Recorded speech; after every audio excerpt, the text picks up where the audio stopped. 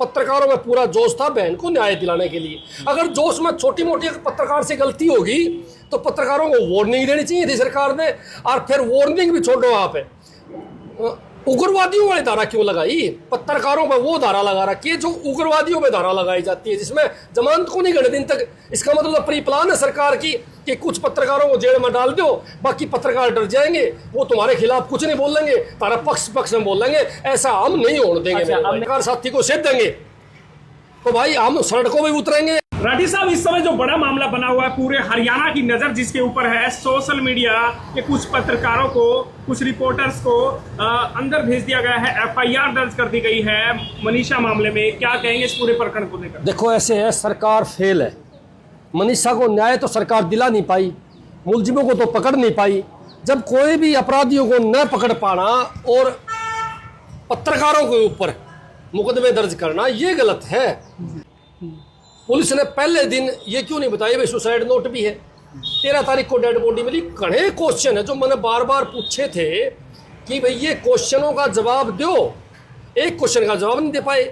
भले जी कुत्तों ने नोट दी, चलो कोई बात को नहीं। पहली बात तो मैं कहूँ, जहर पीने वाला आदमी खड्डे खोद देता है जी वहाँ मरने वाला, चलो उसको भी छोड़ दो। आज तक फोन नहीं मिला है, ये तो अखबार में आई हुई है कि फोन नहीं मिला है। फोन कहाँ से, सुनने की बात है, समझने की बात है, फोन कहाँ चला गया?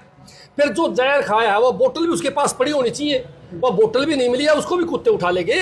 घने ऐसे सवाल है जो जनता को सरकार ने देना चाहिए उन जवाब कि कौन इसमें शामिल है, क्या कहानी है। खुद पुलिस तो कहने लग रही थी कि अपराधी हमारे दायरे में है, जल्द हम उसको पकड़ लेंगे। 302 का पर्चा दर्ज कर रखा है, फिर पुलिस उस केस को डाइवर्ट करे तो जनता को तो शक होगा ना, जनता को शक होगा। जनता ने शक किया, पूरा हरियाणा खड़ा हो गया और पत्रकारों में पूरा जोश था बहन को न्याय दिलाने के लिए।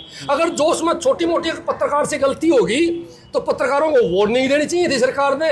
और फिर वार्निंग भी छोड़ो, वहां पे उग्रवादियों वाली धारा क्यों लगाई? पत्रकारों पर वो धारा लगा रखी है जो उग्रवादियों पे धारा लगाई जाती है, जिसमें जमानत को नहीं घंटे दिन तक। इसका मतलब प्री प्लान है सरकार की कि कुछ पत्रकारों को जेल में डाल दो, बाकी पत्रकार डर जाएंगे, वो तुम्हारे खिलाफ कुछ नहीं बोलेंगे, तारा पक्ष में बोलेंगे। ऐसा हम नहीं होने देंगे। अच्छा, अब मेरा एक सवाल है राठी साहब, जब ये पूरा प्रकरण हुआ 13 अगस्त को उसकी डेड बॉडी मिली, उसके बाद 2-4 दिन बाद ही भिवानी के एसपी को बदल करके नए एसपी सुमित कुमार को नियुक्त कर दिया गया और उन्होंने एक स्टेटमेंट दी 2 ही दिन बाद, यानी इन्वेस्टिगेशन के बाद, कि this is not a murder, उसने जहर पिया था, पुष्टि हो चुकी है, सुसाइड नोट भी लिखा था और उसने आत्महत्या करी। उसके बाद ये यूट्यूबरों के ऊपर कार्रवाई शुरू की गई कि तुम मामले को क्यों भड़का रहे हो, क्यों उकसा रहे हो। यही बात तो है देखने की।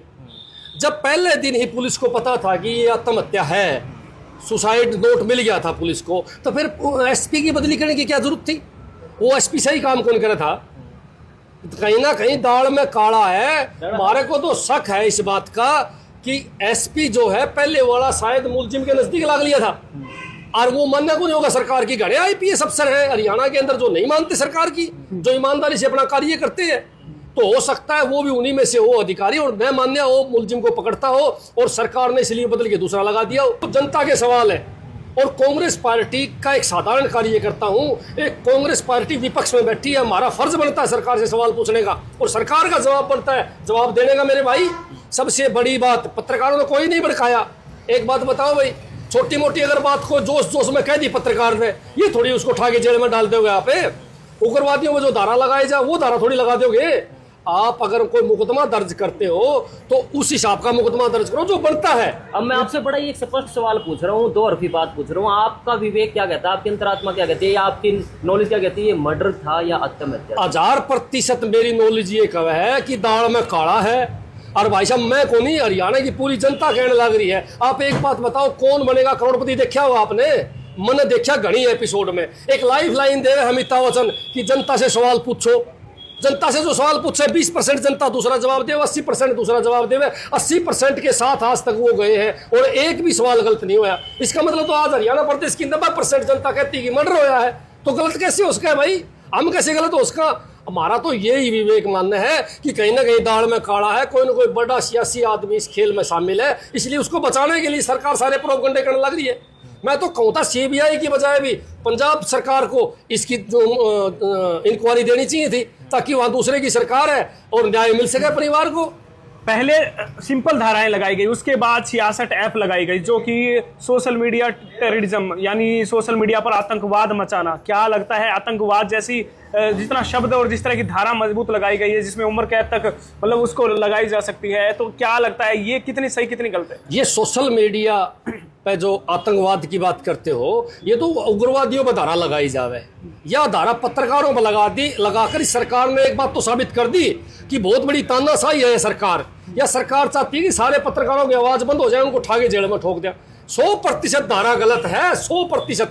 अगर कोई हरियाणा के अंदर एक आदमी कह दे कि ये धारा सही है तो मानने देते यार, चलो और मुकदमा दर्ज कर लेते, लेकिन यह गंभीर धारा लगा के जेल में रखना ये गलत बात है। हम इस बात का पुरजोर विरोध करने लग रहे हैं, और अगर किसी पत्रकार साथी को सेध देंगे तो भाई हम सड़कों में उतरेंगे। आप ये वीडियो देख के आप प्रेस वार्ता करवा रहे लोग तो यही कहेंगे आप तो कांग्रेस पार्टी में, आप तो राजनीति कर रहे हो, लेकिन जो पक्ष का कोई भी नेता ना तो लोहारू में गया, ना जेपी दलाल पूर्व मंत्री वहां पर पहुंचे, ना श्रुति चौधरी, ना किरण चौधरी, ना कोई भी, इनका भी तो पहुंचना कितना जरूरी है। छोटी छोटी बातों के ऊपर बीजेपी झंडा उठाए खड़ी हो जाती है।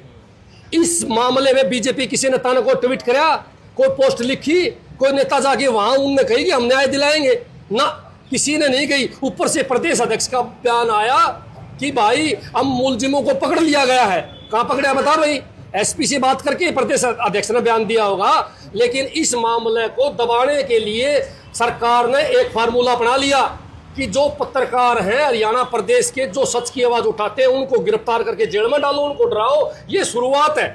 मैं पूरे हरियाणा प्रदेश के यूट्यूबर पत्रकारों को बताना चाहता हूं, यह शुरुआत है। पहले इस प्रकार ये दबाएंगे और फिर एक दिन ऐसा आएगा कि कोई पत्रकार अगर किसी के खिलाफ बोल लगा, सरकार के खिलाफ बोल लगा, तो उसके खिलाफ तुरंत कार्रवाई करके अंदर डालने का काम। क्या कहेंगे लोकतंत्र में जो संविधान ने जो अधिकार दिया गया है आर्टिकल 19 के अंतर्गत, तो क्या उसका हनन है और क्या लोकतंत्र की हत्या जैसे शब्द लोग हर रोज हत्या होने लगी लोकतंत्र की? सरकार या जो तानाशाही है मेरे भाई, बीजेपी सरकार तानाशाही करने लग रही है, बिल्कुल गलत काम करने लग रही है। पत्रकारों पर FIR करने की, मेरा इस्तीफा तक नहीं दिया तो जेल में कहां बेचेंगे? और उसके विपरीत अगर कोई पत्रकार छोटी मोटी भी गलती कर देता है तो उसको उठा के जेल में डाल देते हैं, उसके ऊपर वह धारा लगा देते हैं जो उग्रवादियों पे धारा लगाई जाओ। बताओ न्याय कहां का है?